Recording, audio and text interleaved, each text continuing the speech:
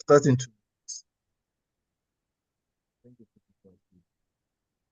Welcome to everybody.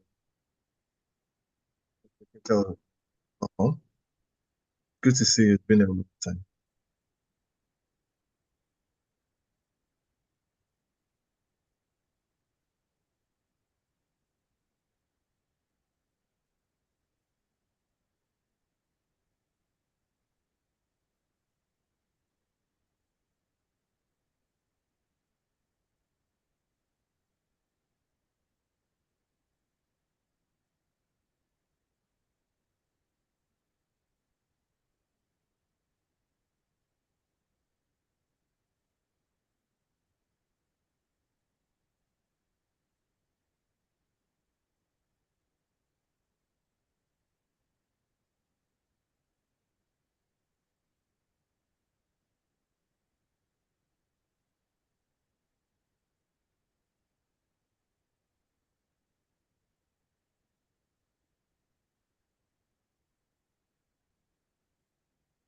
Thank you. Yeah, you're welcome.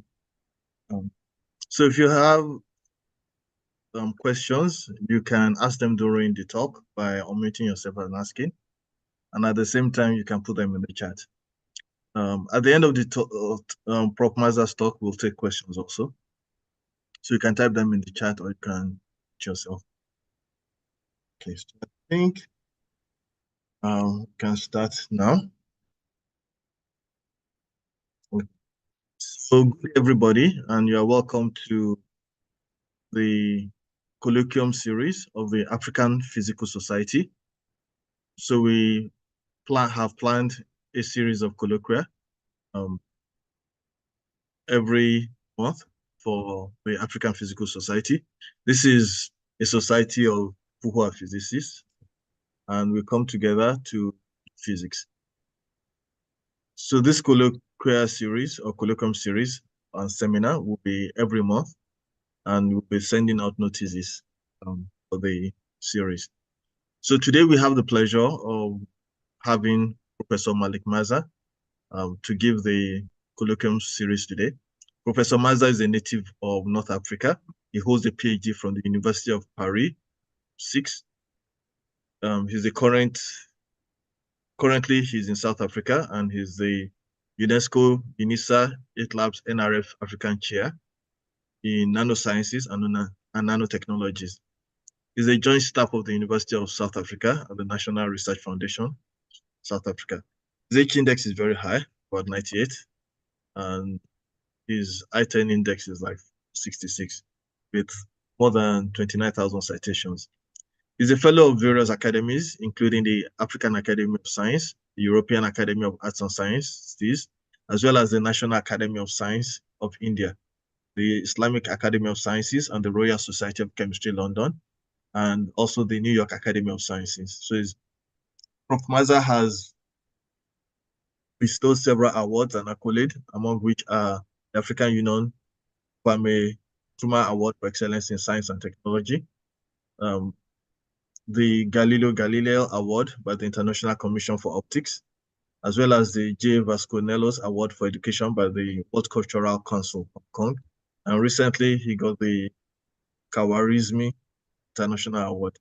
Prof. Malik Mazza has been the architect behind several continental and national ongoing platforms, including the African Laser Center, ALC, the African Materials Research Society, AMRS, the African Light Source, AFLS, the Nanoscience African Network, AFNet, the Laser Center, NLC, the UNESCO Africa Nano Chair, among others.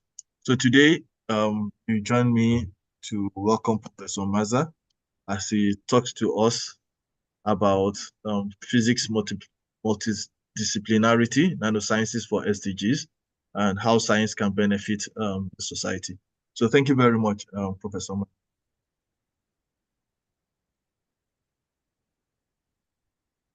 So over to you, Prof. Thank you. Thanks a lot, Program Director, colleagues, senior and junior colleagues from wherever you are. Good afternoon or good morning.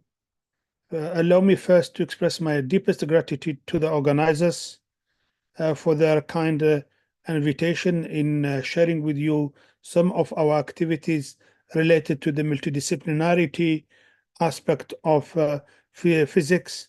And I hope that today I would give you an overview of what we do within the framework of the UNESCO, UNISA, Itamba Labs, NRF Africa Chair in Nanosciences and Nanotechnology.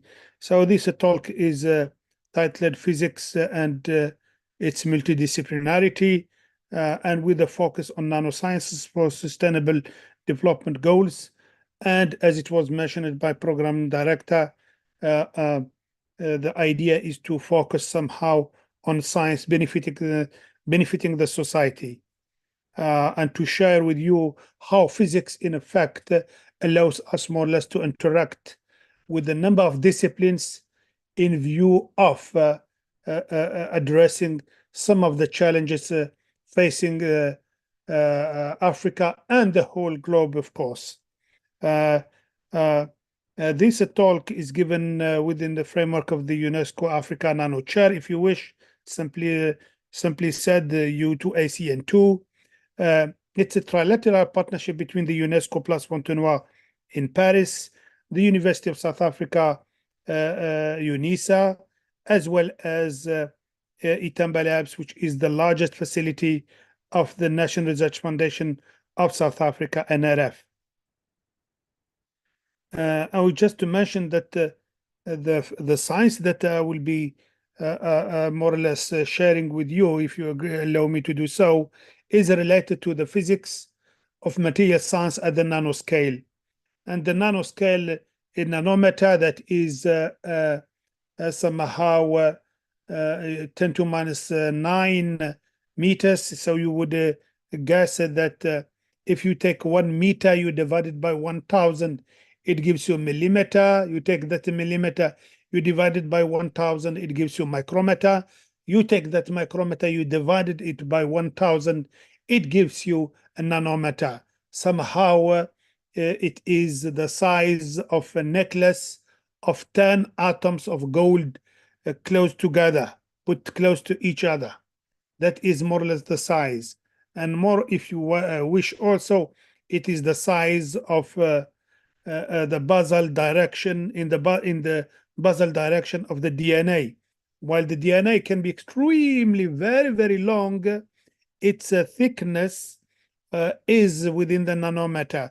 So because we have reached at the level whereby we can manipulate atoms, so from bottom up, and we can also observe them at that level due to a number of advances in the synthesis of materials, as well as their characterization and observation.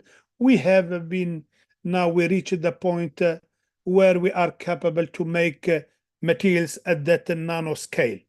So it is somehow like a way to copy Mother Nature. Mother Nature, the living species are within the somehow a centimeter or above, but the red cells are within the micron, and when you go bottom down, that is the DNA, which is the building block.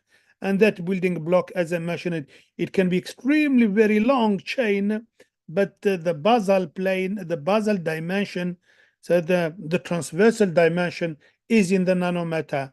So the life starts from that level somehow, and you go up, and by replication and self-assembly, it gives place to living species and so on, and machinery, active machinery and active intelligence. So the humanity has more or less also tried to do the same by copying more or less Mother Nature, and therefore going down to the atom scale, and how can I say, assembling atoms and molecules in a way to give a functionality to a material. So it's somehow a copy paste somehow. What is sure, colleagues, senior and junior colleagues, that the field of nanosciences or material science at the nanoscale, yet indeed it originates more or less from physical sciences, but yet indeed material science based. It has branches in all disciplines that you can imagine, being it agriculture, being it health, being it environment, name it. So those who are in the physical sciences somehow, indeed, they can approach different disciplines because they can interface and operate at the interface between disciplines with the knowledge or the know-how acquired from the physical sciences. And therefore, this multidisciplinarity of physics has more or less allowed the field of nanosciences and nanotechnology to boom, and really to boom worldwide. As you can see here, there are the investments by country in terms of nanosciences and nanotechnology. As you can see, these are millions of US dollars, and it has reached in effect the billions within the years. You can see that, of course, USA dominates, and followed by China and other countries. But you may say that in the South we are at the bottom. Yes, indeed, we are at the bottom, but there is an investment, not much, but there is an investment. But if you consider the investment per GDP per capita, you will find another statistics in a way that you will see that in effect African countries are among those countries who are active in the field of nanosciences and nanotechnology. You can see Tunisia, South Africa, Egypt, Algeria, Cameroon, Nigeria, who are doing quite well somehow in terms of productivity in the field of nanosciences and nanotechnology, being it patent, being it scientific publications, being it reports, and so on. And you would see that in effect, the first one who are the top is Iran. And the Iran impactful, it's growing within the years, colleagues. It's a pity that I have not included the last statistics, but you can see clearly that China and the USA are a little bit absent from the 10 top. Sorry, they are not among the top ones, but among the 10 top ones. But just to share, colleagues, is that there is an output coming from the South and from Africa specifically in the field of nanosciences and nanotechnology, and material science is the dominant one, therefore followed by physics, of course, and other disciplines. The chair that or the results that I would like to share with you are carried out within the framework of the UNESCO Africa Nano Chair, which consists of 2 nodes, one in the Gauteng province, Johannesburg and Pretoria. The major one is in the Cape province at Itamba Labs. And well, of course, the activities of the chair are geared towards nano, but they involve a large cohort of African fellows. The bulk of them are in the physical sciences, or others, they are at the interface of physics, chemistry, others within the interface between agriculture and physics, and others health and physics. And from different countries, as you can see, from Burkina Faso to Uganda to Cameroon, and move it down to Morocco, Libya, Rwanda, and Ghana, and so on and so on. Not only limited at the postgrad level, colleagues, but you can see there are quite a number of fellows from other part of the continent, emerging young scientists and postdocs, and such as Nagla Norman, a postdoc, and Dr. Nuru Babalo Matinise. She is an emerging young scientist, among others. And you see colleagues there from Ivory Coast, Sudan, Egypt, Senegal, and so on and so on, and including, of course, Nigeria, and including even Ethiopia, and including even fellows from the south, such as Yemen, and of course Cameroon, Madagascar, and India, among others. So we are, how can I say, the work that I'm presenting to you, colleagues, is not mine, is the work of these bright fellows and highly committed from different part of the continent and the south. Of course, the gender aspect is really a prime importance and pivotal. As you can see, the bulk of these fellows have received the L'Oréal UNESCO Award for Women in Science, being it from Morocco, Cameroon, South Africa, Ghana, Sudan, and so on. These fellows sometimes they do have receive 2 diplomas, one in francophone from their home countries or home institutions, others from South Africa, and mainly from the University of South Africa and partner universities. As you can see, the bulk are from Africa, but also the global south, that is Iran and the BRICS plus countries. I think in terms of visibility of the research that is carried out within the UNESCO chair, due to the impact, how can I say, due to the conjugation of talents of these fellows from different parts of the African continent, you can see that before our citations, they were at around 10, 20, 50 per year.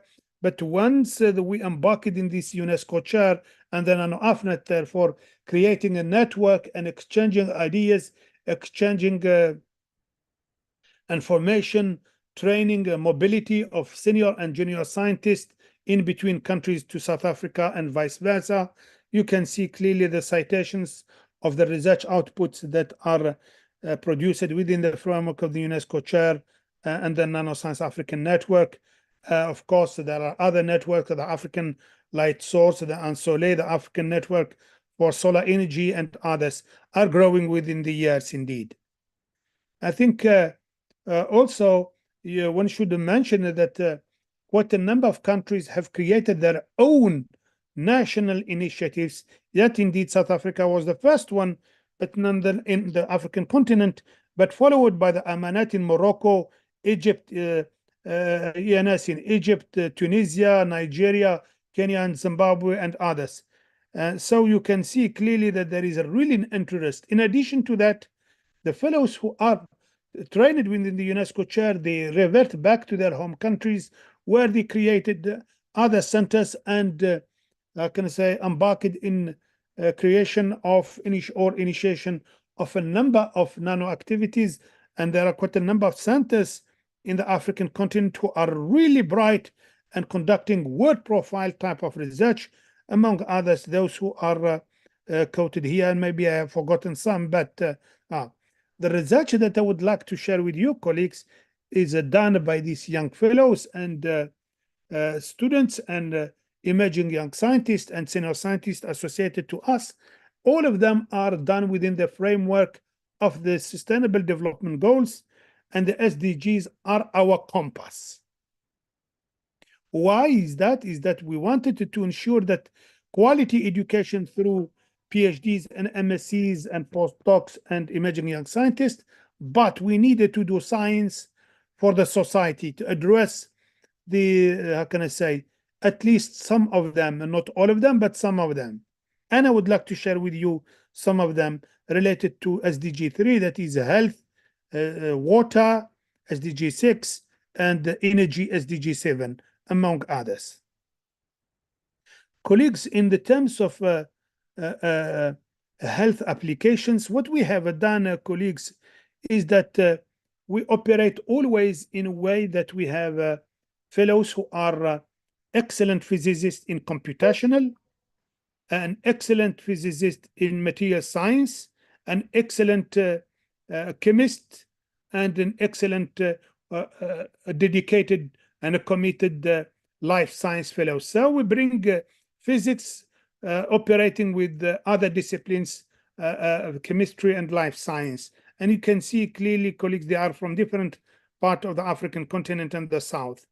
And one of the typical cases, colleagues, that we have targeted is that we are well aware that indigenous knowledge, the knowledge accumulated by our grandmothers and grandfathers in different parts of the continent relatively to the or related to the herbs and the phytochemistry is extremely important. I do remember that myself, I have never seen a doctor, a modern doctor, until I have reached the age of 15. When I was young in the mountains, I have had to rely on the natural know-how and pharmaceuticals from Mother Nature for a number of illnesses. So here what we have done, as you are aware, colleagues, Africa, the DNI, the direct normal incidence from the sun, is extremely very high. It's extremely very high. And therefore, the skin cancer melanoma affects a lot the population in Africa, being it black or white. There is a community, colleagues, who do not face that challenge. This is the Khoisan community. The Khoisan community is a black community in the southern Africa that is in Namibia, Botswana, and South Africa. This community do not suffer from the skin cancer melanoma. Why? Because they use, how can I say, this Hoodia gordoni, not only to remove fat and as an anti-thirst or anti-hunger, but they use it, they mix it with goat milk to make lotion, and this lotion they put it on their skin, and it happens that they do not have skin cancer melanoma. So the fellows have done their homework, and they found out that in effect this active phytocompound is very active. And so what we have done, we took a natural extract of this Hoodia gordoni to synthesize a cerium oxide. Cerium oxide is a very well established in the very expensive cosmetics. And if, how can I say, so the fellows have synthesized the nanoscaled cerium oxide using a natural extract of this Hoodia gordoni. And it happens, colleagues, that this nanoseria, it blocks the UVA, UVB, and the UVC. And this, its a response in blocking the UVA and the UVB, UVC is the largest ever relatively to whatever you find in the market, colleagues. So what we have done, we have conducted, of course, physical investigation on these materials, this material of nanoscaled cerium oxide using natural extract from Hoodia gordoni as a chelating agent, and we have managed to characterize the optical response of this material to see how it happened that they stop the UV. So when you do these experiments, colleagues, when you measure the reflectivity, the diffuse reflectivity, colleagues, of this material. Can I continue, colleagues? Yes, go ahead. Sorry. So when you do the optical characterization of this nanoscaled ceria powder made by this way, you will find out it does stop the UV. There is no reflection, no transmission, all is absorbed in the UV, colleagues. In effect, the detector is at the limit of detection because there's a huge fluctuations in the blue UV region. And better than that, colleagues, compared to, and we know more or less why this cutoff is effective in the blue UV. We know exactly why. And better than that, colleagues, relatively to the how can I say, the powder, the formulation that is based on a TiO2 or a zinc oxide that the bulk of us use when you go to the bush or when you go to the seaside, when you come out from the water from swimming, you put that a whitish formulation. it happened that that formulation, higher is the concentration of the titanium oxide or zinc oxide, higher is the Ross production, which means that if you put a high concentrated uh, uh, lotion on your skin using the traditional pharmaceutical that you find in the shop or in the shopping center, what happens is that it can be harmful to the DNA. While the cerium oxide that we have synthesized using this indigenous knowledge, it has a low ROS. That means it damages less the DNA. Well, colleagues, here is a typical example whereby we have synthesized a nanoscaled material using an indigenous knowledge. We characterized it extensively, and we showed that it has a very effective cutoff, like a heavy side function type somehow. And this material is very effective in stopping the UVA, UVB, and UVC, which is far better than any on-market material. The idea behind, colleagues, is that the physical sciences interest in this has allowed us to validate scientifically an indigenous knowledge. That's the message to take home, colleagues. In addition to that, that knowledge by the indigenous community of the Khoisan could be very effective in terms of cost effectiveness of a formulation against the skin cancer melanoma. The second case, colleagues, if you allow me to mention, is also we want to find out because the number of bacterial or antibacterial medicine now became resistant. So we wanted to find out why the Himba community do have zero bacterial infection. The Himba people are is a black community living in the south of Angola and the north of Namibia. This community do not shower like we do by using water. No, they do not shower at all. They shower in another way.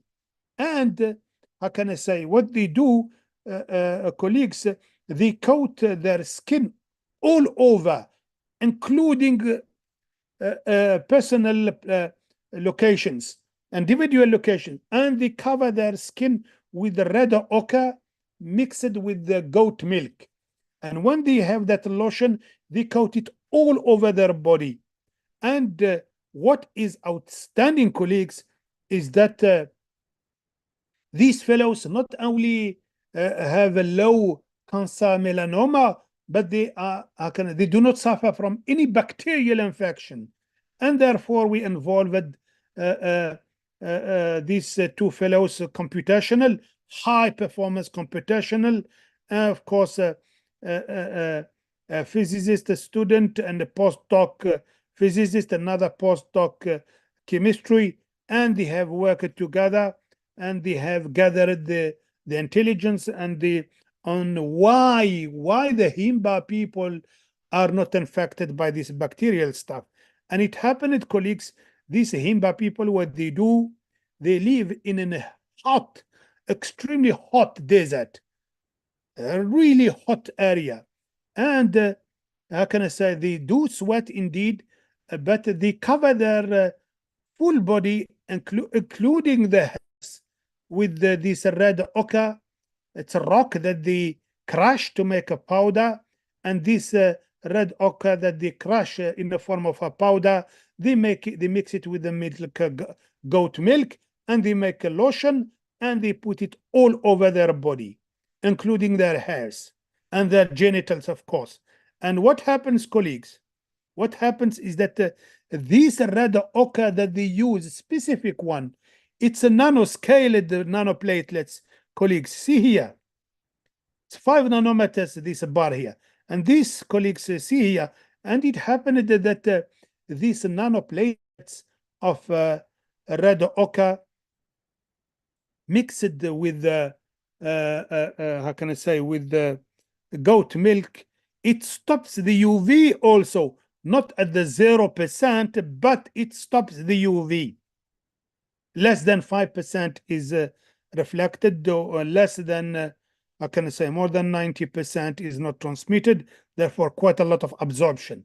So that explains also, like the Khoisan case, they do not have a cancer, they do not suffer from cancer melanoma. But better than that, colleagues, in effect, this red ochre that they use, it reflects the infrared more than 50%.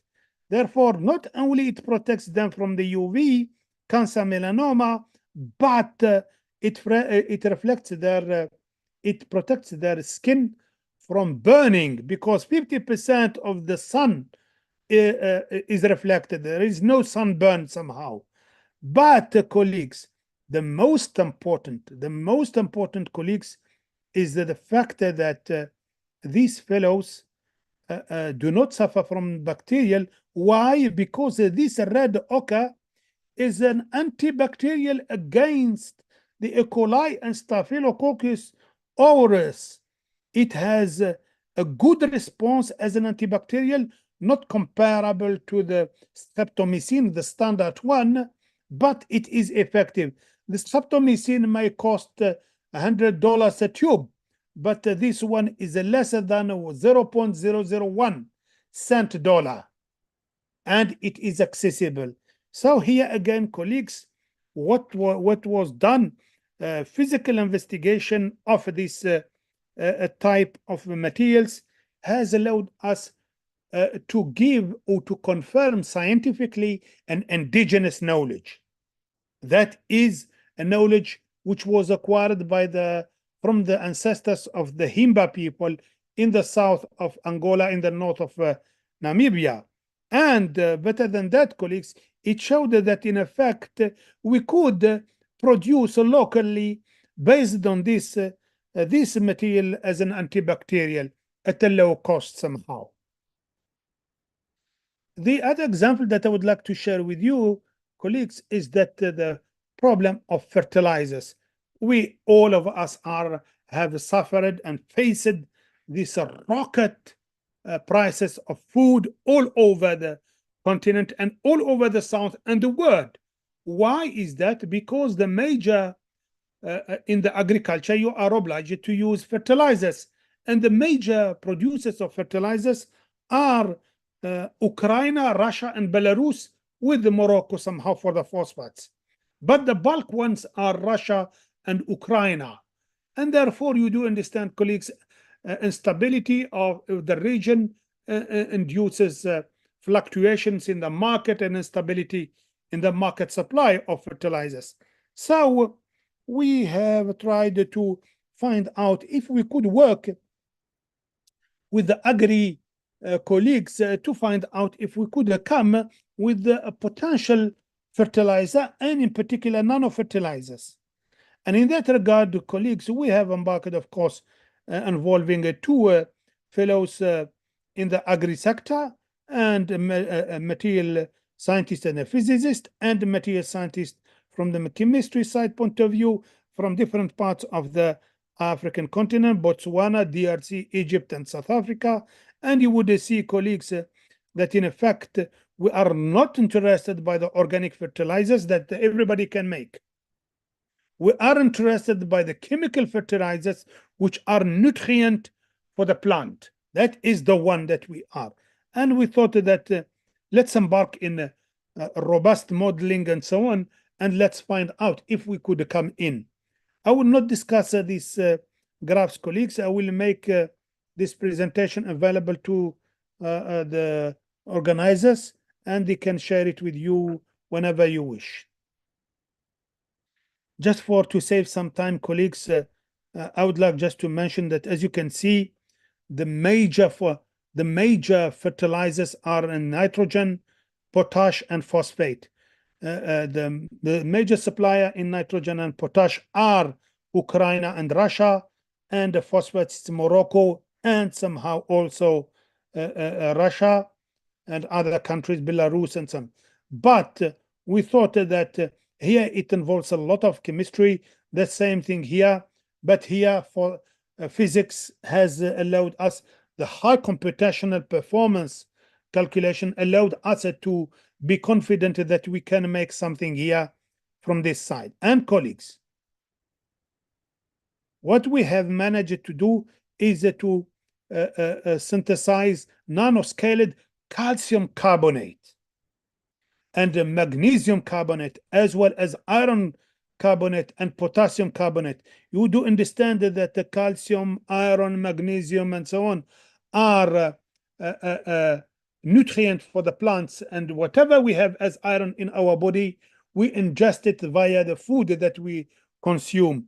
So that this calcium here is a food for the plant. Therefore, it is an effective nanofertilizer indeed. And these carbonates are a part of the potash market component. And here, colleagues, these are the nanoscaled tubular calcium carbonate that we have managed to synthesize, engineer, and characterize extensively. Sorry. And colleagues, here is a typical example whereby we have used this calcium nanoscaled calcium carbonate to test it on tomato plants. This is without nanoscaled fertilizer of calcium carbonate with a low concentration, average concentration, and high concentration. We cannot go above a certain threshold, otherwise it becomes toxic. And colleagues, this is what we obtain. As you can see, colleagues, sorry. As you can see, colleagues,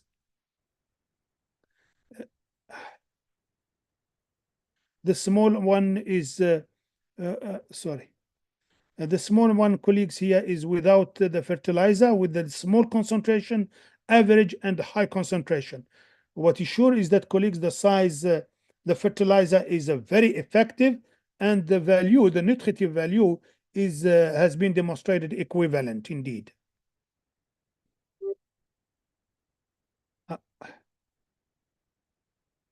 And colleagues, the other case whereby we embarked in is to find out if physics or physical sciences could really come with some potential solution in terms of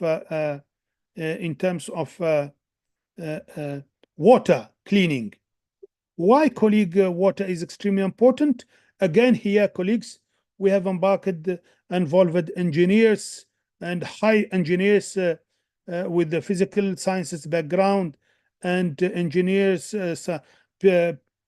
postdocs with a very heavy, high computational skills, DFT, molecular dynamic, name it, and a physicist with robust material science capabilities. That is Dr. Hamza Mohammed from Egypt, as of course postdoc Dr.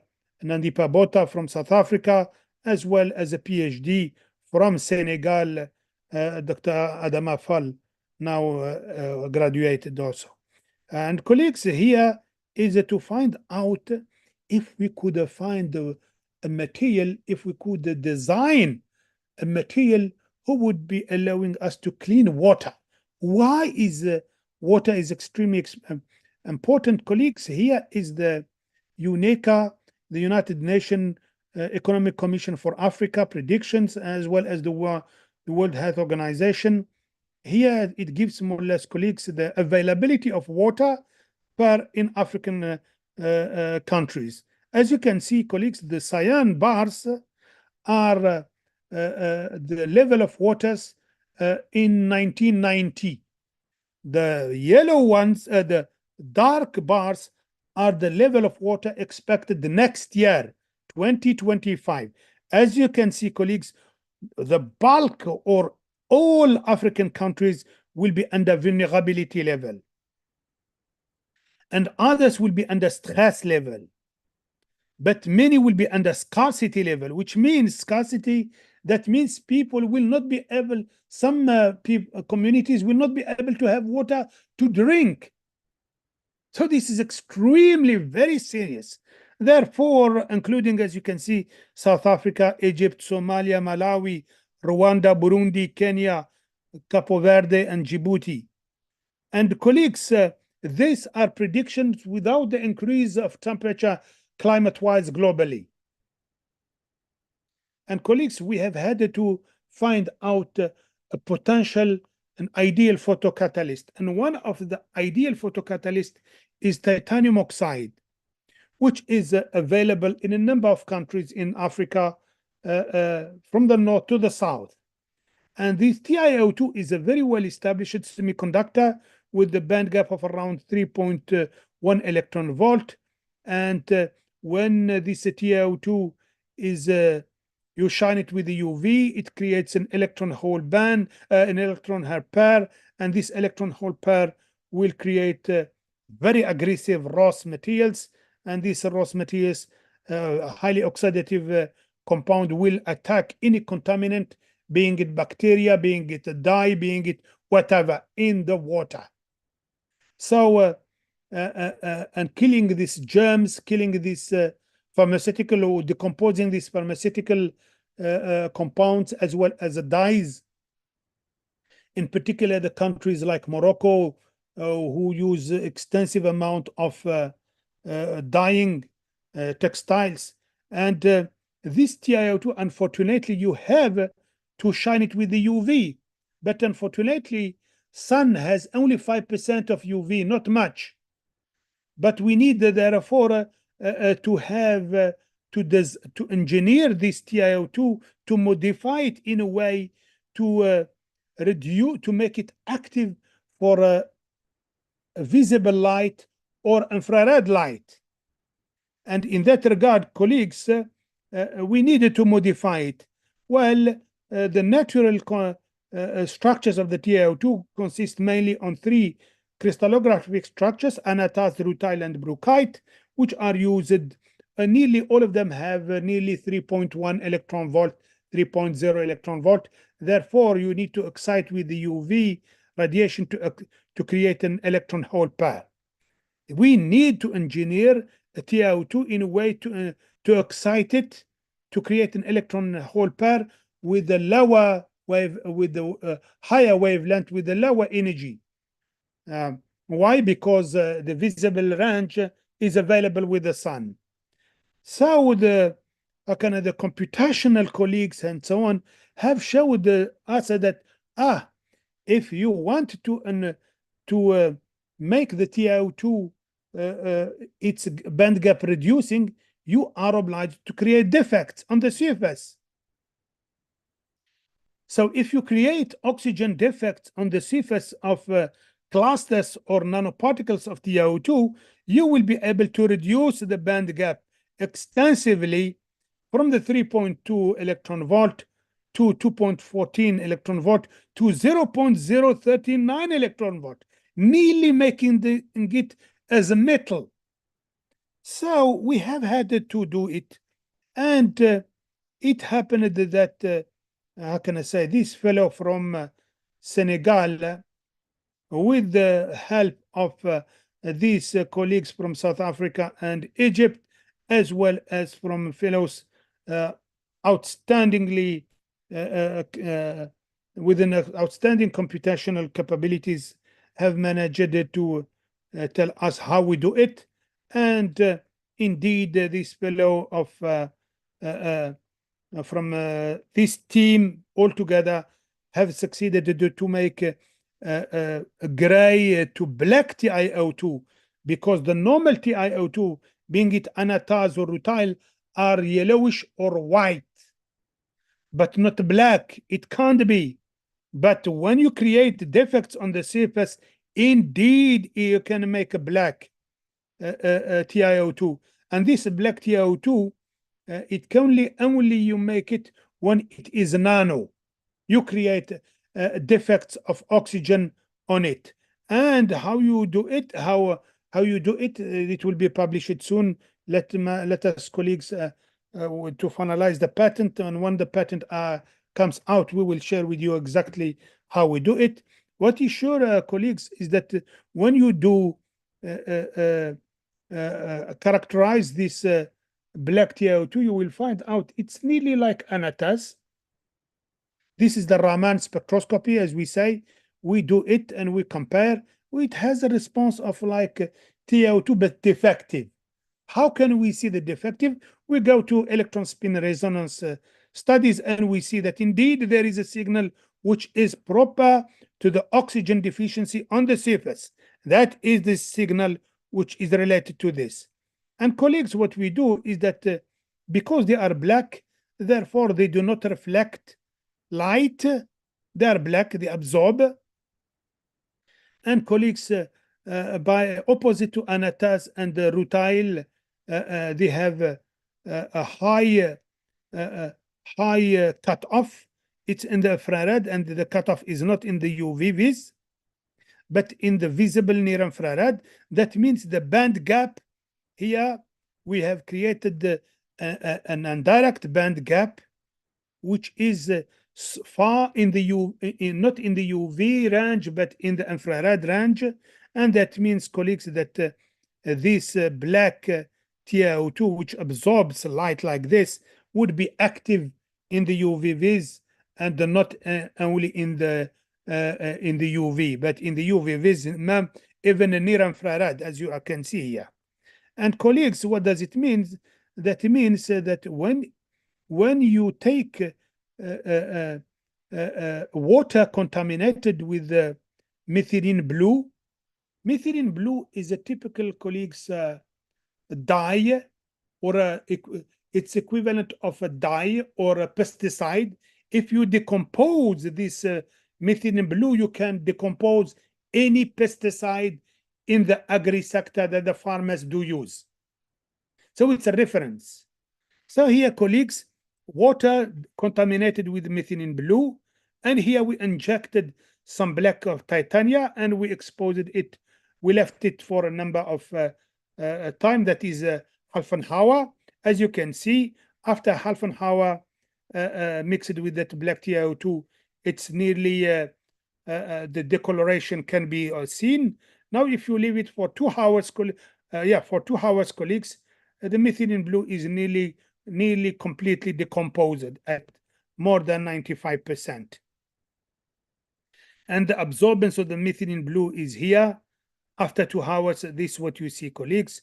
That means you have succeeded to make this TiO2 active in the UV, in the visible, even infrared radiations, and not the UV. So it is possible, therefore, to clean your water using the sun radiations.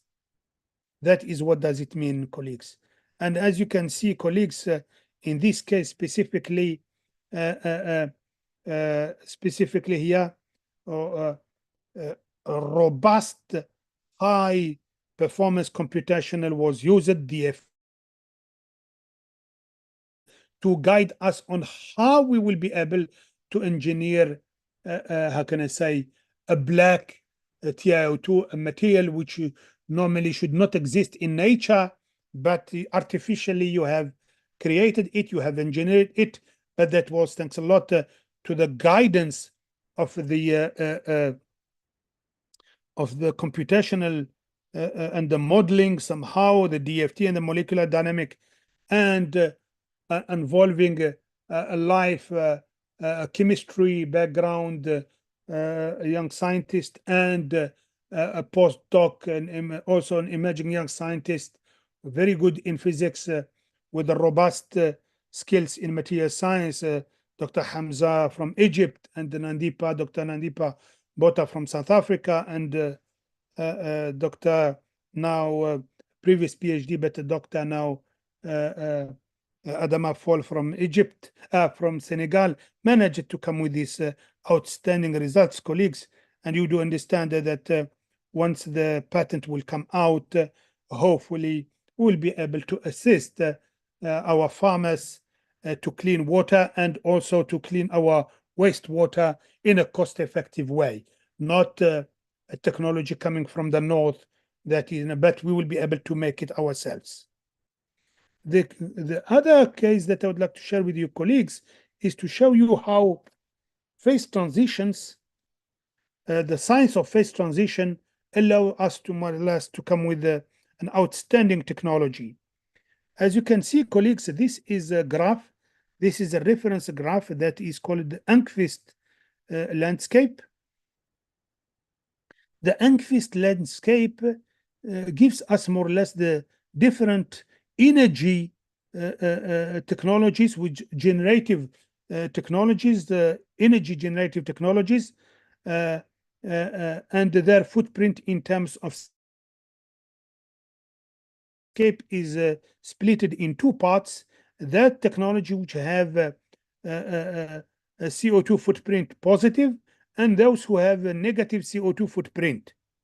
We will concentrate on those technologies which assist in getting us in a negative footprint CO2. That means within the year, within the time, we will have a less emission of the CO2. And as you can see, colleagues, air conditioning and insulation improvements technologies are the ones who would allow us to minimize the consumption, release of CO2 and production of CO2. And in that regard, I would like to share with you, colleagues, a number. The number of air conditioning worldwide is estimated to be around 1.6 billion air conditioning unit worldwide. And it is expected that the number of air conditioning will increase to reach 5.6 billion by 2050.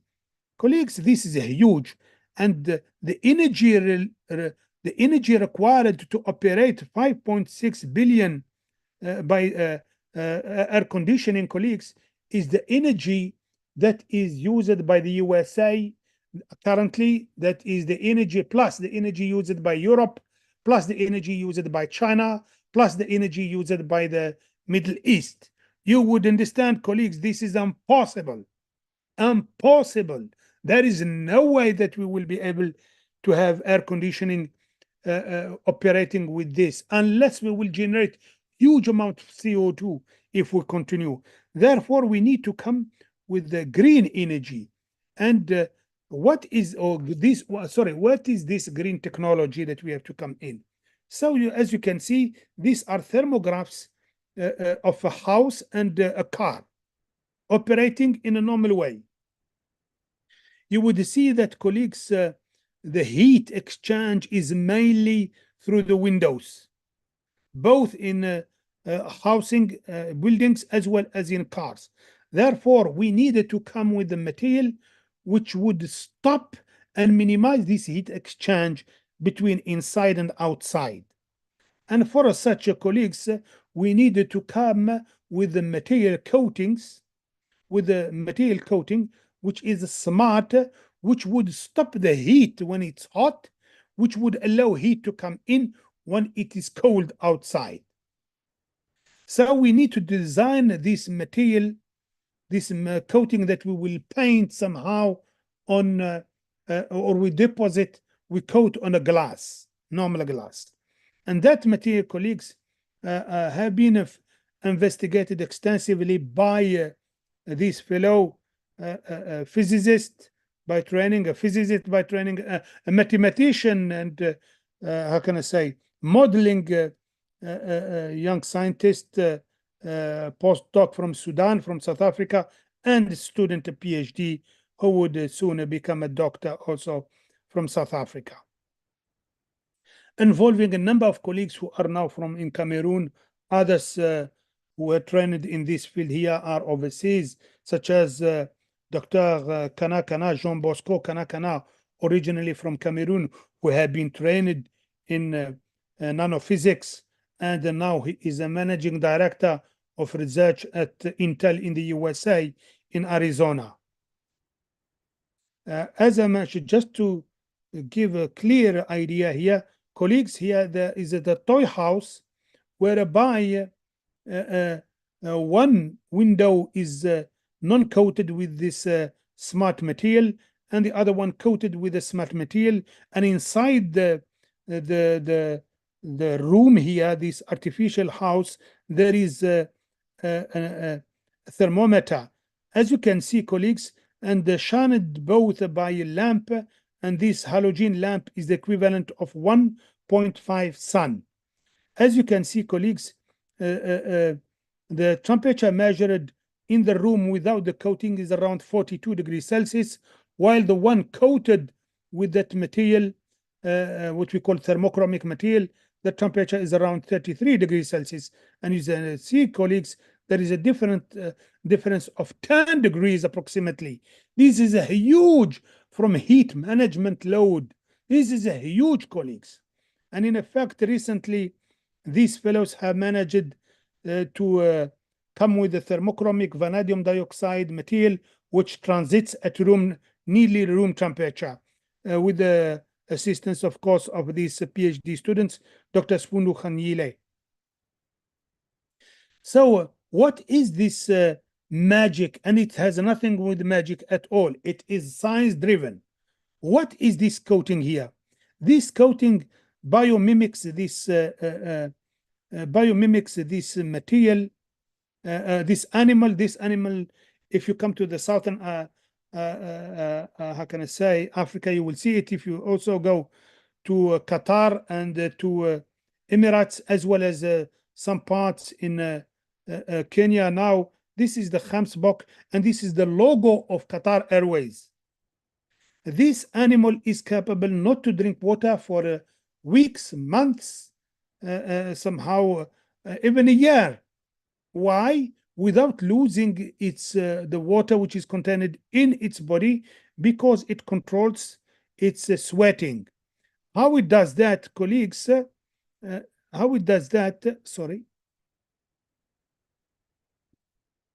How it does that, colleagues?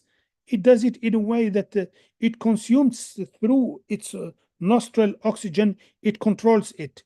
During the night, it absorbs a huge amount. It consumes a huge amount of oxygen during the night when it is cold. When it is hot during the day, whereby it can go above 50 degrees Celsius, it consumes less oxygen. And it does it like this, reversible, night and day. It does it.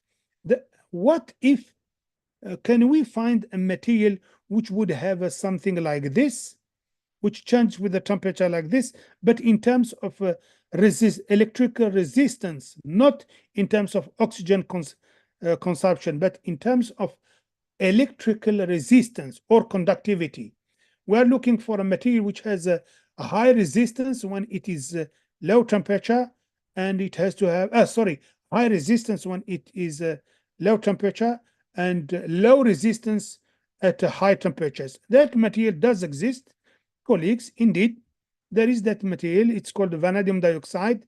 As you can see, colleagues, at low temperature, below 60 degrees Celsius, the resistance is high, semiconductor type, towards an insulator, and above 68 degrees Celsius, colleagues, it has a low resistance, and it behaves like a metal, and it does it in a reversible way, like the oxygen consumption of the Khamsbok. And this material is the vanadium dioxide, which has a first order Mott electronic transition. And when you take a bulk, a huge high quality crystal, that is what you can get. You can have a large 10 order of magnitude change in the resistance, while in form a thin film by spin coating or by pulsed laser ablation, you have 2 to 3 orders of magnitude change in the resistance, which is enough for the optical stuff. And it happens that this material was discovered in 1959, and the transition was explained by Sir Neville Mott, Nobel laureate, David Adler, and quite a number of others, of course. And it was only in 2005 when Nobel laureate late Ahmed Zewail from Egypt, from Caltech, has used it on our samples that we have made, that we gave to him. in Paris, in effect, when we met during the L'Oréal UNESCO Award for Women in Science, he managed to demonstrate for the first time the 4D electron microscopy, whereby you see the transition, the space transition X, Y, and Z of the phase transition of this VO2, as well as in time. So it was a time resolved electron microscopy. And of course, colleagues, this VO2 is not the unique one. There are quite a number of oxides which have this phase transition, metal to semiconductor, semiconductor to metal, and reversible. But the one, as you can see, it's mainly dominated by vanadium oxides systems. But the VO2 is of really an interest because its transition temperature is not far from temperature, which is 25 degrees Celsius. And colleagues, that is why the bulk of the scientists went and still are going to it. It's only now that we managed to show that we can make a metal an oxide which transits at around 27 degrees Celsius, which is close to room temperature. So we can tune this temperature. Colleagues, just to, how can I say, give you the physical meaning of this transition from a semiconductor to a metal and a reversible around 68 degrees Celsius. In effect, this phase transition is due to a crystallographic phase transition from a rutile to monoclinic and vice versa, reversible. And the phase transition takes place in the femtosecond regime. If you do time resolved, it is in the femto regime, colleagues. This crystallographic phase transition is also related to an electronic phase transition. Indeed, at a low temperature, at a high temperature, there is no band gap. At a lower temperature, the D band splits in two parts, and there is indeed a band gap created of around 0.72 electron volt. So it's here it behaves like a semiconductor, while here it flips and the d orbital closes and it becomes metal. That is, colleagues, the origin of this phase transition from electronic point of view. Of course, this phase transition in terms of electronically is related to optics and is related to the dielectric constant. So at low temperature, it is the Lorentz component which is driving the properties of the VO2, while at a high temperature, you have an additional component. In addition to the Lorentz, you have the Drude component, and the Drude component is the major one which drives this phase transition. That is why you have this change of dielectric constant and explaining why it's metallic and why it's semiconductor at low temperature and high temperature. This change of the dielectric constant, of course, colleagues, you would understand that dielectric constant is related to the refractive index, and this refractive index, if the dielectric constant changes, the refractive index changes also with the time.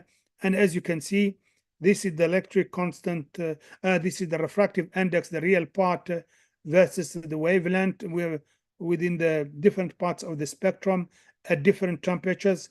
And as you can see, colleagues, at around in the near infrared, in the infrared, it's there the variation, which is a lot, huge and effective, and that explains why the infrared are reflected and stopped, and why the VO2 becomes opaque at high temperatures and becomes transparent and low temperatures, because the change, this is huge of the refractive change of the refractive index, colleagues. As you can see, it's just around 1000 nanometer. As you can see, colleagues, the refractive index changes from 1.6 to nearly twice. If you go to the Bible of optics, the handbook of optics, the Palik, you will find out there is no material which changes its refractive index in such a way twice. There is none. There is none. Now we are capable to come with materials which do that. But just to tell you, colleagues, this change of opacity and transparency in the infrared regions is due to this change of the refractive index, as you might understood. And this is the optical transmission. As you can see, at high temperatures, it is not transmitting. That is what happens here. So the temperature, and here when it is cold, it transmits. Okay. So that's why it, how can I say? Well, this is why it explains more or less this change of this tunability of transmission, and therefore opacity to the heat from the sun, or transparency to the heat from the sun. And you can understand, colleagues, that this technology, if it is upgraded and demonstrated, that it can make a coating in windows. So instead to have this air conditioning in Singapore, for example, for this photo, you would have these coatings. Remember, operating these coatings do not require energy, because that flipping transparency, tunability from opaque to transparency in the infrared, blocking and transparency in the infrared, it's smart. It's done by the coating itself. When it's hot, it becomes opaque. When it's cold, it becomes transparent. There is no energy input at all. Therefore, there is no CO2 formation, and so on. And the colleagues, the last case that I would like to share with you is this one. Dear Chair, how long time I have, or I should stop? Take 5 minutes. Thank you. Well, the last case that I would like to share with you is this one, colleagues. Is this one, all of us do know James Clerk Maxwell, because all of us, we have had to resolve Maxwell equations. It happened Maxwell was the one who came with an idea of enhanced thermoconductivity fluids. James Maxwell has observed that in effect the bulk of the heat transfer fluids, including water, have a low thermoconductivity. And of course, he mentioned also that metals and their oxides have a high thermoconductivity, can nearly twice 2 or 3 order of magnitude than that of water or standard heat transfer fluids, water, ethylene glycol, or mineral oil, and including other organic materials. Whatever you do, you just cannot remove a huge amount of heat using this standard organic or heat transfer fluids. You just cannot. It's an intrinsic limitation. So he said, why can't we make particles, small particles of these metals or their oxides, and include them in host heat transfer fluid? And therefore, mathematically speaking, or physically speaking, theoretically speaking, the thermoconductivity will be at least somewhere here, above 1, because all the heat transfer fluids and organic materials have a thermoconductivity lower than 1 watt per meter per Kelvin. What if we put nanoparticles of this inside this to increase? He was right indeed, but in that time, they were not able to make nanoparticles, but micron size, and even a lot, millimetric size, a gram, milligram size type particles when they crash.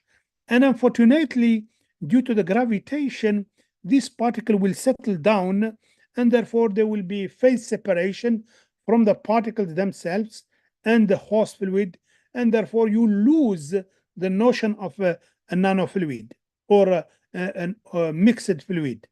Therefore, you will not gain. In effect, it will damage your tube, because the particles, when they are big, they are abrasive. It is only in the 90s when we started to think about nanofluids that the DARPA in the US, as well as the Department of Energy, requested that this nanofluid matter should be reignited. And in effect, that to understand it, colleagues, the calculations of James Maxwell is to say, well, if we have a fluid like this, imagine that the particles are indeed within the fluid, distributed in the fluid. The thermoconductivity of this is K effective, which is due to the K static plus the Brownian motion. And the K static is related to the thermoconductivity of the host fluid plus the thermoconductivity somehow in a certain way of the particles which are inside. And when you do that, colleagues, this is what it gives you. This is the derived how can I say? And it happened that he was right. And even recently now we know more or less how we can calculate this the Brownian component. We know exactly how. And for such colleagues, again, theoretical physicist, a very good life scientist, but a material scientist, an excellent PhD student in the past from Morocco, from Iran, from South Africa, and a student, an MSc student in this regard, colleagues. I will not go through it, colleagues. Again, colleagues, why it's necessary to use nanofluids? Because fuel efficient vehicles and water heating and fuel efficient commercial vehicles are among the technologies which are capable to have a negative CO2 footprint, and therefore nanofluids are ideal application for this technologies.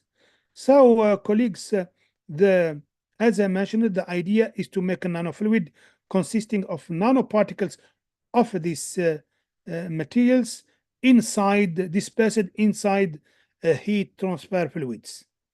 And here, colleagues, why nano are ideal? Because the Brownian motion of the nanoparticles take over the gravitation effect, and therefore the particles will still be suspended in the host fluid, and therefore you have indeed you are in the ideal condition of James Clerk Maxwell as predicted in 1860. How can I say? And the Brownian motion, colleagues, here is how you derive it.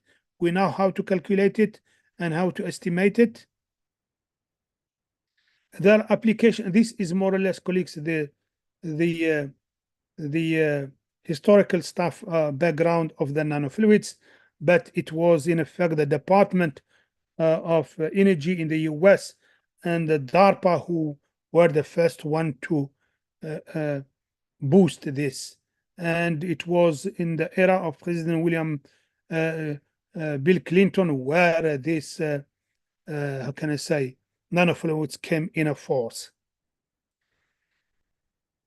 These are, colleagues, a number of potential applications, but in particular data centers. How we make them? We make them with different ways, but also with a physical method using a laser ablation in liquid solution, whereby we have the host material, the host fluid inside, and the target of the material that we would like to use as a nanoparticles, and we ablate this material in that solution, and we have formation of nanoparticles in the host fluid. And here, for example, the host fluid is ethylene glycol because it's the second high quality nanofluid. Because due to limitation of time, colleagues, I'm obliged to move fast. In our case, what we have done, we have opted to create, to synthesize sheets of graphene coated with silver nanoparticles. The idea is that graphene has the highest thermoconductivity of any compound, better than diamond. And the silver nanoparticles, silver because it has the highest thermoconductivity of any metal in the Mendeleev table. So coupling both, the idea is to have a higher enhanced thermoconductivity. This is the graphene. These are the nanoparticles of silver. And when we synthesize a nanoparticle of silver grafted on a graphene, this is what we obtain. And this is what we have, nanoparticles of silver grafted on a graphene. And colleagues, the ethylene glycol, the thermoconductivity of it is at the bottom here. When you make graphene coated with the silver nanoparticles, you take it from that value, you boost it up to 0 to this level, and this is an increase of 33%, which is massive as an increase in terms of heat thermoconductivity. So you can see, colleagues, a concept which was an idea conceptualized by James Clerk Maxwell in the 1867 became a reality somehow only now, from the father of electromagnetism, using the modeling and so on. It allowed us to reach this thermoconductivity, colleagues, for the nanofluids. Again, colleagues, applications of this are data centers. Google can you sort of get to the end? Yes. Mhm. Yes, program director. Here what happens, colleagues, is that Google is implementing and testing these nanofluids in three countries, Singapore, Norway, and Finland, whereby the idea is to recuperate somehow the heat waste generated by data centers, and instead to use it and transform it and inject it to the city as a smart city somehow. And of course, colleagues, one of the direct applications for which Dr. Salah Khamlish has embarked in, originally from Morocco, here in South Africa, trained through the UNESCO chair, is the usage of these nanofluids in photovoltaics. As you are aware, colleagues, an increase of 5 degrees of thermoconductivity in temperature of a photovoltaic decreases its efficiency by 1%. Therefore, it is necessary to remove this heat effectively to ensure that the photovoltaic will operate maximum, at max, colleagues. And of course, in the normal car engine or any engines. And I think here I should stop, colleagues. And I think I wish to thank those who allowed us to reach this point. Among the initial ones is the Trieste system and a number of partners in Europe. And I thank you. To you, program director. Thank you, Professor Maza. Let's give him a round of applause. If you go under, I think it's reactions, you can give a thumbs up and a hand clap. And if you have any questions, you can just raise your hand and unmute yourself. Or if you want, you can put them into the chat. Are there any questions for Professor Maza?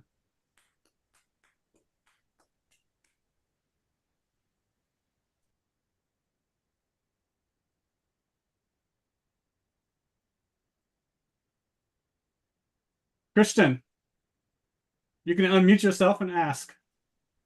Thank you, Professor Maza, for this great talk. I am very happy to be here and to hear you. My question is about, you talk about high computational capabilities. Please, can you explain a bit of potential use and some tools that you use for this computational tool? Yes, thank you so much. In effect, what we do is that before embarking in any activity, we go, first of all, using these high computational capabilities and know-how of the colleagues from Iran and other parts of Africa. And we use mainly the DFT and molecular dynamic in particular to predict more or less what is the wisest and the less risky way to how can I say, to have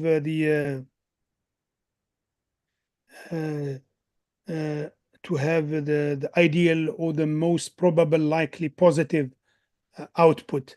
And for such, we use the high computational performance center here in South Africa, as well as the one at UNISA, and you are more than welcome. We can assist you in that regard. So through collaboration, you will be able to access these facilities from wherever you are in Africa or the world. Okay, thank you. Any other questions for Professor Maza? Yes. Yes, go ahead. Okay. Thank you so much. And also I appreciate Professor Maza, the way he presents his work. I have just one question, especially on the nano fertilizers. So maybe Prof. Maza, did you test your nano fertilizer to the plants and how it is really improved or comparable with the usual or commonly used fertilizers? This is my question. Yes, I can say, first of all, this is not my work. It's the work really of the outstanding fellows that I am surrounded by. And when it comes to the fertilizers, of course, we have tested it effectively in terms of different plants. How can I say? We have chosen colleague the tomato because the tomato takes a minimum of time to grow and we can see the results straightforward. But it has been tested on cucumber in Pakistan. It was tested on rice in China. It was tested on orange in Spain. It was tested on watermelon in the USA. So how can I say? It has been tested on different plants, and yes, it does work. And how can I say? The idea is that once the PCT comes out, colleagues would be delighted to invite you here to train you how to make it and so on, and you would be able to go back home to produce it locally. I have a question.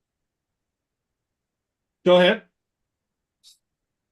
Okay, so my name is Dr. Godwin, and I complete my PhD in AUST Abuja. Currently, I'm a postdoc in IIT Bombay. I've been following the AfPS monthly series, and I find this presentation very interesting. I have a question as regards life cycle analysis. Professor Maza has done a great job with nanoparticles, and here in our lab, we are concerned about what happens at the end of life of the product which we make out of nanoparticles, particularly the window coating. So I am a little bit worried if there is any plan regarding what happens probably during demolition of these buildings. How do you make sure that these nanoparticles don't get into groundwater bodies and pollute the environment? Is there any safe landing for that? And secondly, I would like to know if there is any forum where African scholars can be trained on computational material science. I find it very difficult here because most of my colleagues are very good in computational material science, but the PhD which I have was experimental PhD. So seeing you talk about computational material science among African scholars, I am really very excited, and I wish if there's any training like that, it should be floated so that people interested can leverage on that, because it's very key, and many young African scholars are lagging behind in computational material science. Thank you. Thanks a lot. Thank you. About the first question, first of all, in our case, how can I say, when it comes to applications, in particular related to health, related to agri, we are obliged to do some toxicity studies and so on, and biocompatibility. So we pass it to colleagues who are in Northwest University, and also in Europe, who have that expertise. Now, when it comes to life cycle of nanomaterials, it's like any other kind of materials, raw materials which is used. This is above us that we, how can I say, from our side point of view, we engineer materials to address a challenge. And you are absolutely right to point out what is the life cycle and so on. That is unfortunately not up to us. as much as the AFNOR regulations have been verified and so on, it addresses the challenge that we have, and they are not, how can I say, toxic, and they are not hazardous. We continue in that regard. Now, when indeed there will be demolitions and so on, that is something else which is really above us. That's the second question, is that the International Center of Theoretical Physics, Abdus Salam in Trieste, has an absolute and robust capabilities in training in computational, including the ICTP EFR in East Africa, fundamental for fundamental research, the ICTP in Kigali, where Prof. Mululu was, Kinijo was the director. They have a robust program when it comes to computational training of African fellows and modeling and so on. So there are, and with us, we will be delighted to work. Whoever wants to work with us, we can assist indeed in this regard. I hope that I have addressed your question. I put in the thank you, sir. I put into the chat the links to the U.S. Africa Materials Institute, which is a training experience, I guess, on electronic structure calculations. But I think they do classical simulations now as well. I don't know when the next one is, but we can try to find out. Well, in the interest of time, I think we should probably wrap up for today. And let's give Professor Massa another round of applause.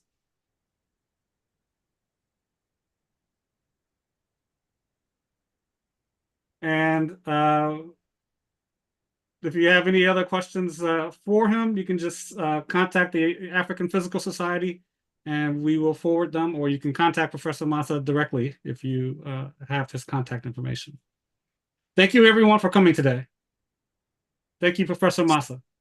Thank you so much. I will definitely, Prof. Lawrence Norris, I will send you the copy of the presentation, and please feel free to share it with whoever contacts you. Thank you so much. All right, Have a we'll nice do. day. Thank you so much. Bye-bye. Thank you very much. Mm-hmm. Thank you very much.